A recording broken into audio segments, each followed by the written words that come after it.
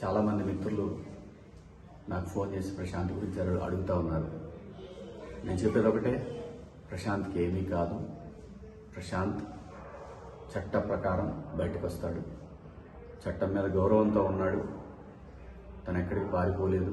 పారిపోయాడని చెప్పి రకరకాల థంబ్నెయిల్స్ పెట్టారు. అది చాలా బాధేసింది. దాని తర్వాత ఏంటంటే, ప్రశాంత్ ఎలాంటి వాడు 4 నెలలు ఒక హౌస్లో ఉండి చూశాను. వాడు చాలా మంచి కురాడు. ఓకే, వాయిస్ తోటి చిన్న గెలిచాను అనే ఆనందం ఒకసారి మనిషిని డామినేట్ చేయొచ్చు. ఏంటి, నేను అందరినీ కలవాలి, నా వాళ్ళందరూ వచ్చారు, ఇలాంటి పరిస్థితులు కొన్ని ఉంటాయి.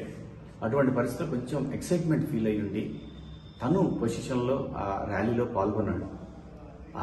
పాల్గొన్నాడు. కానీ తనకు తెలియదు, తను హౌస్లో నుంచి స్టూడియో నుంచి బయటకు రాకముందే కొంతమంది కంటెస్టెంట్ల కార్లు అద్దాలు పగలటం ఇవన్నీ జరిగినాయి. అది చాలా బాధాకరం.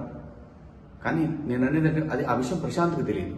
బయట ఎవరో అభిమానులు ఎవరో వాళ్ళు చేశారు. చేసింది ఎవరైనా సరే జరిగింది చాలా పెద్ద తప్పు. అలా ఎప్పుడు చేయకూడదు. ఎవరి అభిమానులైనా కానీ ఈ కార్ల అద్దాలు పగలగొట్టాలి. ఏమొస్తుంది? లోపల ఫ్యామిలీలు ఉంటారు, తల్లిదండ్రులు ఉంటారు, అమరు వాళ్ళ ఫ్యామిలీ ఎంత బాధపడి ఉంటారు. ఎంత బాధపడటం కాదు, ఆ టైంలో వాళ్ళు ప్రాణాలు అరిచేతిలో పెట్టుకొని ఉంటారు. ఇలాంటివన్నీ చాలా తప్పండి. అది ఎవరైనా సరే, అభిమానులు కావచ్చు, అభిమానుల రూపంలో ఉండి కావాలని చేసిన వాళ్ళు కావచ్చు, దాన్ని తీవ్రంగా ఖండిస్తున్నాను. ఇంకో విషయం ఏంటంటే, ప్రశాంత్ గురించి నేను ప్రతిసారి మాట్లాడాల్సిన అవసరం లేదు. ప్రశాంత్ ఇష్యూ అయిన మొదటి గంట నుంచి ఈ క్షణం వరకు ప్రశాంత్ విషయంలో ఏం జరుగుతుందో ప్రతి ఇన్ఫర్మేషన్ నాకుంది.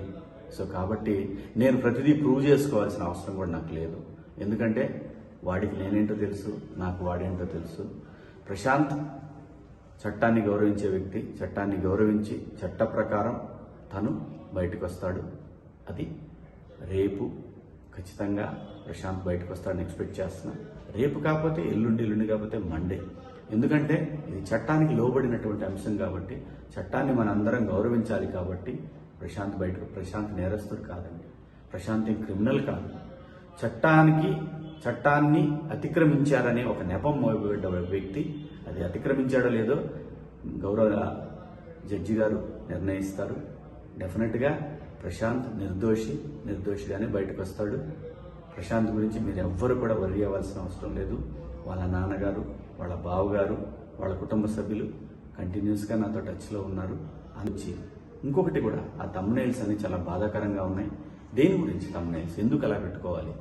మీరు చూడాలి, చూస్తే ఎంత వస్తుంది అంటే, ఒకడిని బాధ పెట్టి మన దగ్గరకు వచ్చే డబ్బుతోటి ఆనందం పొందాలంటే అది ఎంతవరకు కరెక్టో ఎవరికి వాళ్ళు ఆలోచించుకోవాలి. నేను ఎవరిని తప్పు పట్టట్లేదు. ఒకసారి మనల్ని మనం ఆలోచించుకొని పెట్టే థంబ్నెయిల్స్ కనుక మీ కుటుంబ సభ్యులకు కూడా మీ గురించి కూడా అలా పెడితే ఎలాంటి బాధ ఉంటుందో అర్థం చేసుకొని కరెక్ట్ థంబ్నెయిల్స్ పెట్టండి. మీ ఇష్టం, పెట్టుకోండి, లేకపోతే లేదు. నా అభిప్రాయం నేను చెప్పాను. So Prashant is safe, is fine. ప్రశాంత్ని రేపు మనం చూస్తాం బయట. ప్రశాంత్ నేరస్తుడు కాదు, ప్రశాంత్ క్రిమినల్ కాదు, ప్రశాంత్ నిందితుడు కాదు. ప్రశాంత్ ఇప్పుడు ఒక బాధితుడు. ఇదైతే ధైర్యంగా చెప్పగలను. కాకపోతే ప్రశాంత్ కోసం జరిగిన ర్యాలీలో జరిగినటువంటి అపశృతుల వల్ల ప్రశాంత్ ఇబ్బంది పడుతున్నాడు.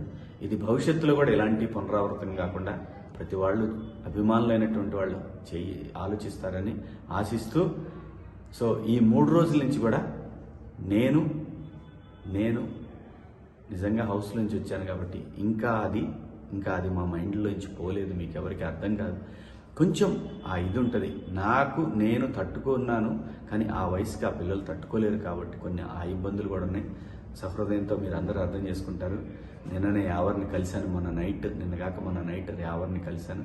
కలిసింది ప్రతిదీ చూపించాల్సిన అవసరం లేదు. ప్రతిదీ మనం ఇప్పుడు హౌస్లో ఒక గేమ్ కోసం వెళ్ళాం, అక్కడ స్నేహితులు అయ్యాం. ప్రతి విషయంలోనే ఇన్వాల్వ్ అవుతారని ఆశించడం కూడా అది కరెక్ట్ కాదు. కానీ ఒక మనిషికి ఇబ్బంది అయినప్పుడు వాడు నా మిత్రుడైనా కాకపోయినా సరే, కాజ్ జెన్యున్గా ఉంటే శివాజీ అక్కడ ఉంటాడు. సో దాని గురించి అందరూ ప్రశాంతంగా ఉండండి. Prashant is safe, Yawar fine. ఎందుకంటే వాళ్ళిద్దరూ నాకు బిడ్డలు లాంటి వాళ్ళు. ఖచ్చితంగా మా స్నేహం కలకాలం ఉంటుందని నేను ఎక్స్పెక్ట్ చేస్తున్నాను.